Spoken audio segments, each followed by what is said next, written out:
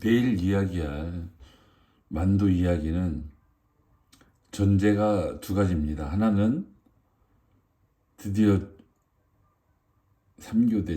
삼교대제가 익산까지 퍼졌다는 것이 하나의 전제고요. 두 번째는 왜 이 노동조합의 이 합의와 대응은 발전하지 못할까, 더 성숙하지 못할까, 이런 문제의식이 전제입니다. 그래서 더 나은 합의가 필요한 이유에 대해서 이야기하고자 합니다. 이 노동조합이 존재하는 이유를 다시 몇 번을 되돌아봐도 결국은 조합원 동지들의 권익 때문이죠.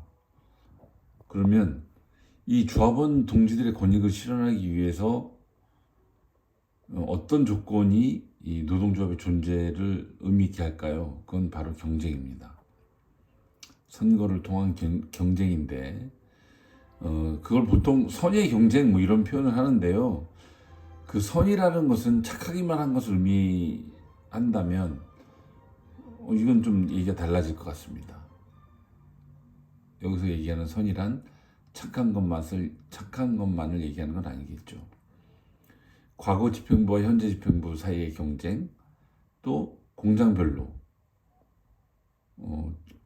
지부 간의 이런 경쟁은 더 나은 합의를 위한 경쟁이라고 봐야 합니다. 이것이 노조 활동의 원동력이 되는 거죠. 선거에 나올 때도 마찬가지 아닙니까? 나는 좀 더 나은 합의를 하겠다라는 약속이라고 봐야 되겠죠. 그래서 이 더 나은 합의를 위한 경쟁이 아주 중요하다는 말씀을 드립니다. 이 선의를 넘는 노력 경쟁, 이렇게 표현할 수 있을 것 같아요.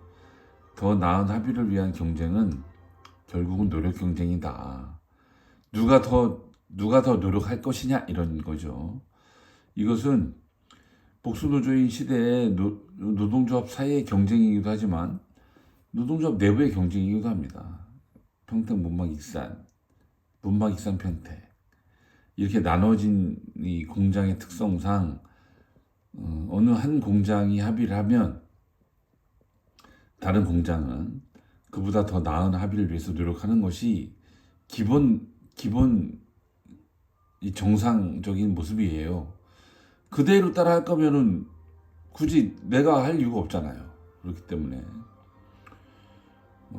이 노조 간 합의 수준을 높이려는 이런 노력이야말로 우리가 견지해야 될 자세라고 생각합니다. 노조가 달라도 더 나은 합의를 위한 노력 경쟁에 매진할 때 만두 전체 노동자의 권익은 지켜질 겁니다. 그래서 노조가 다르니 너는 신경 쓰지 마 이런 얘기는 이건 정말 이 사측이 원하는 모습일 뿐이라는 말씀을 드립니다.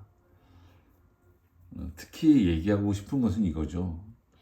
우리는 주간 이교대제와 월급제를 2015년에 합의했습니다. 이 노사 간 합의 중에 사측이 이렇게 이 호들갑을 떨고 자랑하는 합의는 없어요. 아주 자랑 삼아서 노사 상생의 모범 사례로 지켜 세우는 것이 이제 주간 이교대와 월급제였습니다. 근데 우리가 아직도 이 문제를 제기하는 것은 사측이 필요에 따라서 그 의미를 퇴색시킨다는 겁니다. 그리고 사측이 한번 관철시킨 예외를 지속적으로 활용할 듯한 그런 움직임이 보이기 때문이에요. 이 평택 원주가 서로 경쟁적으로 시작했던 이 3교대 이 물량 문제로 시작했는데 이게 결국은 익산까지 번졌습니다. 지난 29일 만도노조 익산지부는 사측과 고용위를 열어서 셀프라인 3교대를 한시적으로 합의했죠. 5월까지로 이제 알려졌는데 조건은 평택과 같은 것으로 얘기되는 것 같습니다. 그동안 이제 익산에는 이런 문제가 없었는데 이제 익산까지 3교대를 한번 경험하게 되는 겁니다. 이런 데서 우리는 우려를 갖는데 우선 먼저 3교대는 노동자의 경관권을 심각하게 위협합니다. 이건 이미 그 발암물질 중에 하나로 얘기되죠. 심야노동은.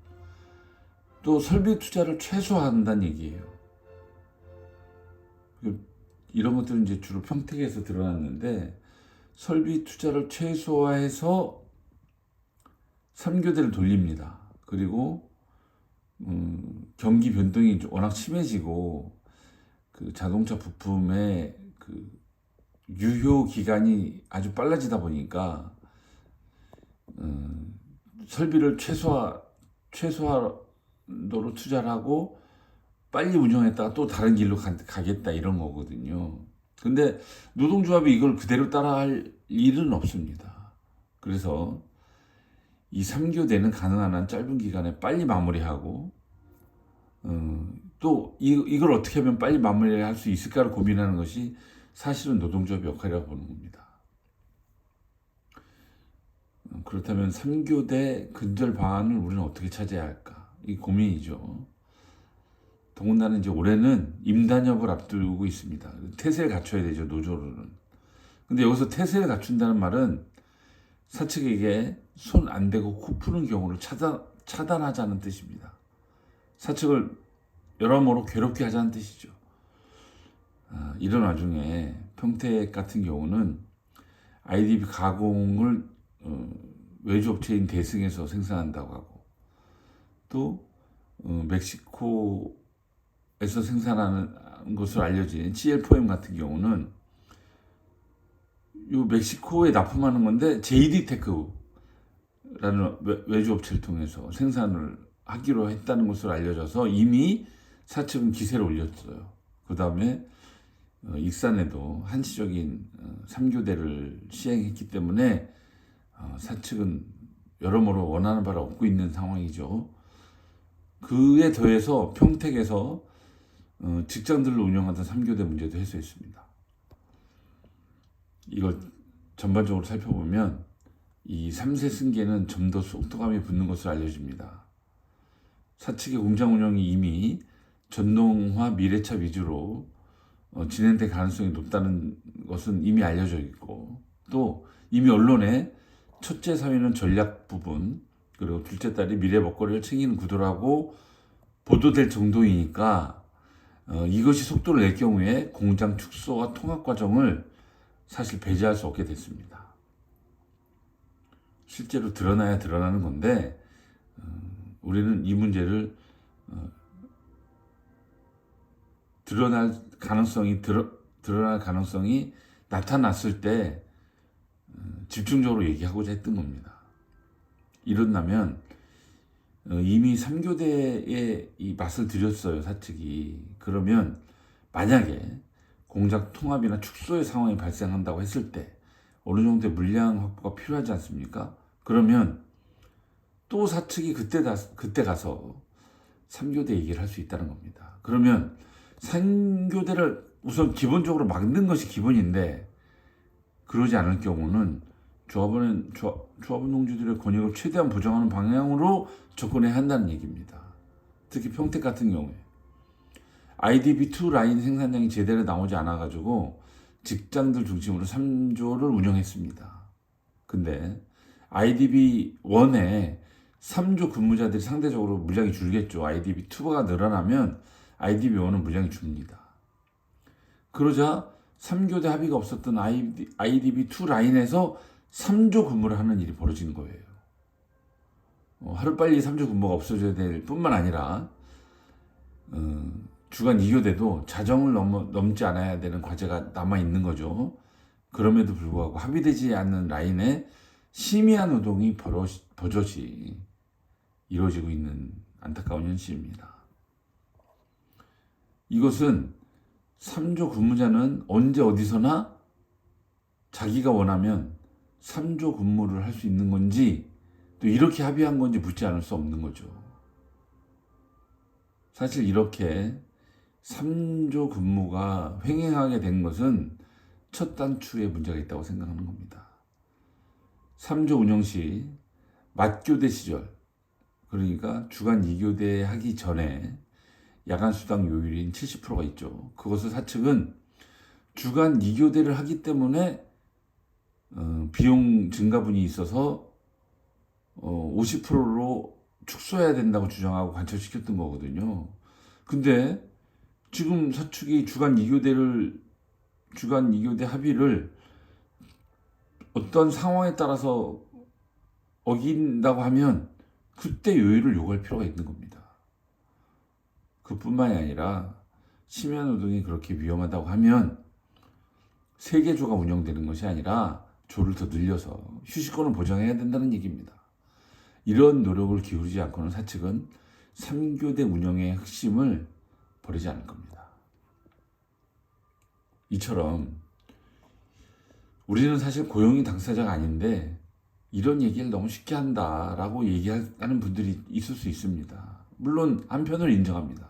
하지만 또 하나 분명한 사실은 뭐냐면 노동조합이 나눠지자 복수노조가 된 이후에 아무리 다수노조라고 한들 스스로 문제를 풀어가기도 해법을 찾기도 쉽지 않다는 것이 약 10년의 교섭과 고용일을 통해서 증명되지 않았습니까?